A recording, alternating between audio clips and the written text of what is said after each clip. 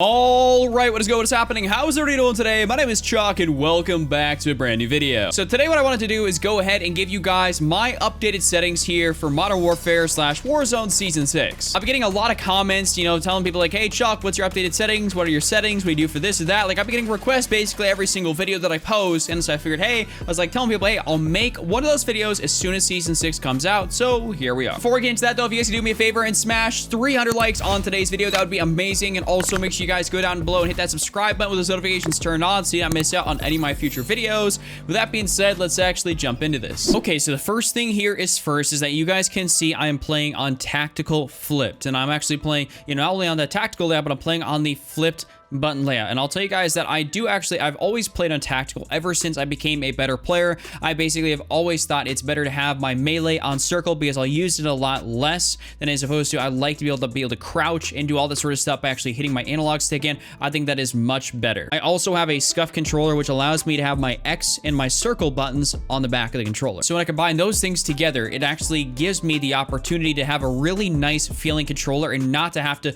strain my hands around and press a bunch of different buttons, and this allows me to have them in the spot I want to have. I have my dead zone here on a 0.05, and this allows me to basically not have any sort of stick drift. And for those guys that don't know what stick drift is, that's basically when you can set your controller completely down and your guy will start slowly moving one direction or the other, left to right. It usually happens on a PS4 controller or an Xbox controller, but basically how to fix that is to adjust your dead zone. Keep moving it up 0.01 there because mine's at 0.05. Move it up to, maybe 0.06, 0.07, or maybe you move it down. Basically, you just want to have no stick drift with the least amount of dead zone possible. You guys can also see here that my horizontal stick sensitivity and my vertical stick sensitivity is at an 8 and an 8. And I actually used to have a 6 sensitivity, but I bumped it up a little bit because of one thing here in specific. So if I take you guys here full face cam, you guys can see that I have these little purple rings on the, underneath my thumbsticks. And what these actually do is that when I press these down, when I'm actually playing the game, this gives me all the maneuverability here of actually using them,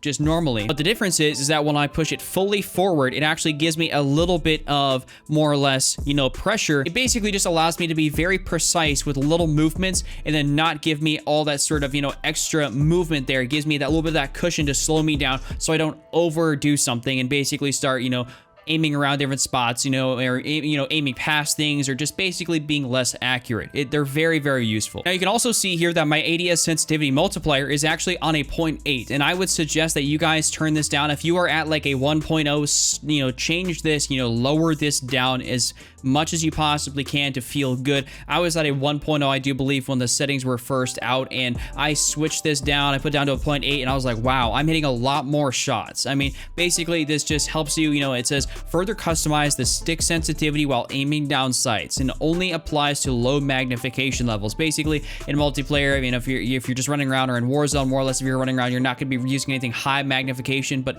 it genuinely does help out quite significantly with keeping you more on target. So lower this, and you'll see a load of difference in your accuracy. I'm also on the aim response curve type dynamic. There's standard, linear, and dynamic. I think the S curve actually gives me a very nice ability to maintain accuracy while giving me good maneuverability.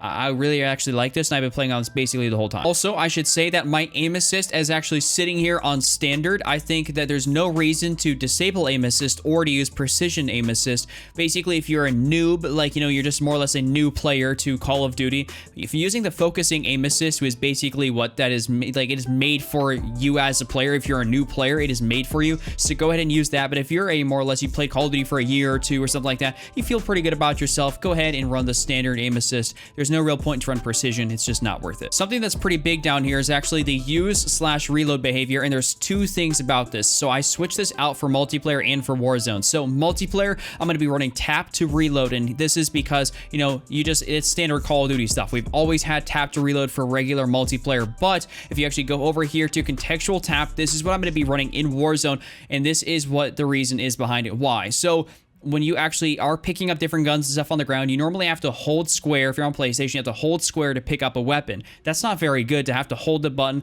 hold for this, hold for that. You're constantly holding to pick up stuff, and it slows you down drastically. So when you change to contextual tap, you basically just tap, tap, tap, tap, tap, pick up absolutely everything with only tapping the button. And it's super easy, super fluid, and it'll really speed up your looting process, your initial looting process, or just really anything in general. I mean, you can also just, even in your own vehicles, when you have to, press to get out, instead of, accidentally jumping out, you can just hold basically to reload while you're in a vehicle. I mean, this is a very good option. Always run contextual tap in Warzone. And here's something I also want to point out, is that I'm running automatic tactical sprint, and there is a kind of a story behind this why. So now that we're back full face cam, you guys can see this controller. This is a beautiful, like, $200, scuff controller with, well, it's got 3 paddles in the back, but it comes with 4. But basically, because I was not running automatic tactical sprint, I was mashing in the sprint button so much on the left side of this controller that it basically broke the sprint button. So I have a $200 controller here that, doesn't work because I mashed the living crap out of the sprint button. It's not necessarily my fault. I wasn't pressing on it too hard. It's just because the game has you constantly pressing that button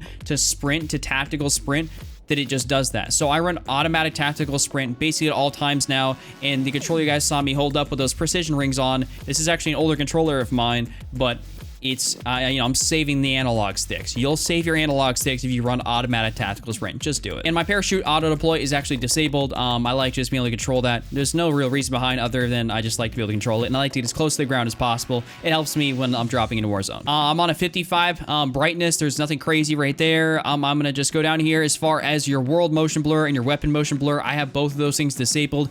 There is no reason for you to have world motion blur or weapon blur on at any point in time. Don't ever run motion blur on your guns or your like environment. It does not do you any good. It actually will negatively affect you to run motion blur. It may look maybe a tad bit cool, but trust me, turn it off. You will have a much better gaming experience. As far as my audio and stuff goes, I mean, I have dynamic home theater. I mean, I can change this to boost, high, low, midnight, home theater, whatever it may be. This is kind of personal preference. There's no sort of like best audio setting because it's very dependent on your headset, what, if you're playing on a TV or anything else like that. It just depends on what you're playing on and what sounds the best to you. There's no, you need to use this. So just, go ahead and experiment. And last but definitely not least, I want to say that I have this option here for cross-play.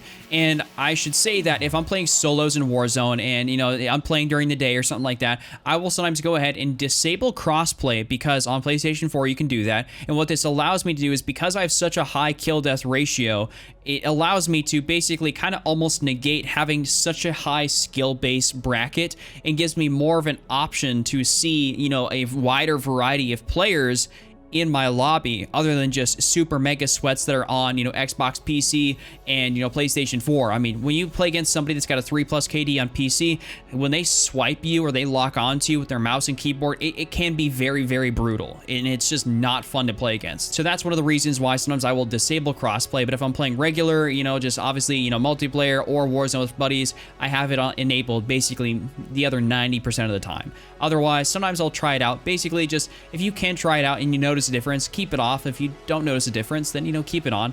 I mean, if you like playing with friends on other platforms, keep it on. It's really not that big of a deal. And I haven't really shown you guys this basically in a long period of time, but basically here's my stats in Modern Warfare. So if you guys understand why my skill base would be so high, I have 3.14 KD, 10 days of play time. My score per minute's always glitched out. I don't know why it's so low. It should be like a 500 something if you go on like a CoD tracker, a website, and you look up my gamer tag, Chuck the CG.